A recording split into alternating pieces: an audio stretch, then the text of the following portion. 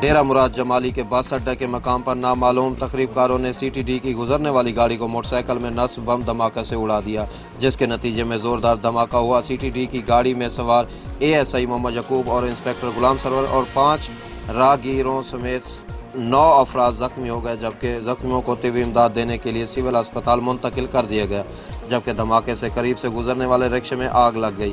Driver نے کود کر اپنی جان بچائی۔ واقعے کے بعد سیکورٹی فورسز اور پولیس جائے وقوع پر پہنچ گئی اور علاقے کو گھیرے میں لے کر شواہد جمع کیے۔ ایس ایس پی نصیر آباد عرفان بشیر کے مطابق بم دھماکہ میں سی ٹی ڈی اور پولیس کو نشانہ بنایا گیا تھا، جس میں 2 پولیس افسروں سمیت 9 افراد زخمی ہو گئے۔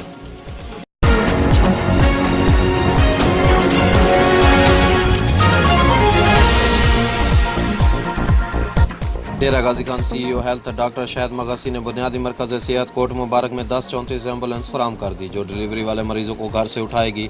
سی ای او ہیلتھ کا کہنا تھا کہ آپ 1034 ملائیں گے، ایمبولینس آپ کے دروازے پر ہوگی۔ سی ای او ہیلتھ کا کہنا تھا بنیادی مرکز صحت کوٹ مبارک میں سٹاف اور مریضوں کے تحفظ کے لیے سیکورٹی گارڈ تعینات کیے گئے ہیں۔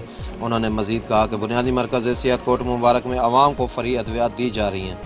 عوام کی خدمت کے لیے 1034 ایمبولینس بنیادی مرکز صحت کوٹ مبارک میں موجود ہیں۔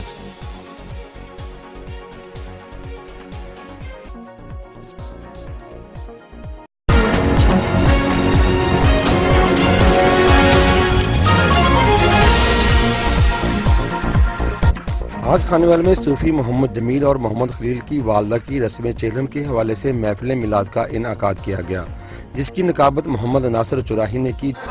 محبت کی رحمت کی شفقت کی نظر فرما رہے ہیں کہ قطرہ قطرہ درود پڑھتا ہے، قطرہ قطرہ درود پڑھتا ہے، میرا اللہ درود پڑھتا ہے۔ سبحان اللہ، میرے آقا کی ذات پر سائی میرا اللہ درود پڑھتا ہے۔ پھر شرم نہ کیجئے، میرے آقا کریم صلی اللہ تعالی علیہ وسلم اہل محبت کا درود خود سماعت فرماتے ہیں۔ جبکہ تلاوت قرآن پاک کراچی سے تشریف لائے ہوئے مہمان کاری جناب صاحبزادہ صبور الحسن نے کی۔ سبحان اللہ،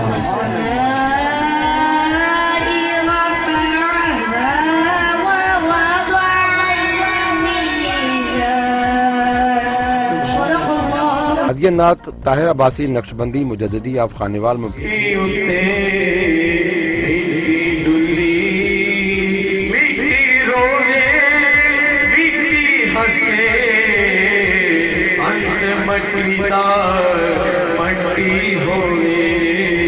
بشر شہزاد چشتی آف خانیوال۔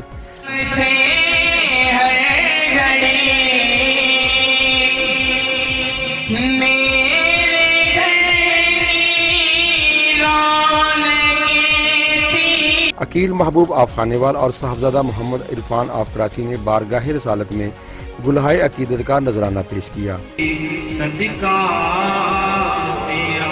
محفل میلاد میں محمد اشرف گادی رانا، محمد زاہد رانا، محمد شاہد عدنان سعید، تنویر بلوچ، راحیل عباسی، محمد ابرار، محمد شبیر سیال، قاری محمد نواز، محمد قمر اور علاقہ سے کثیر تعداد میں لوگوں نے شرکت کی۔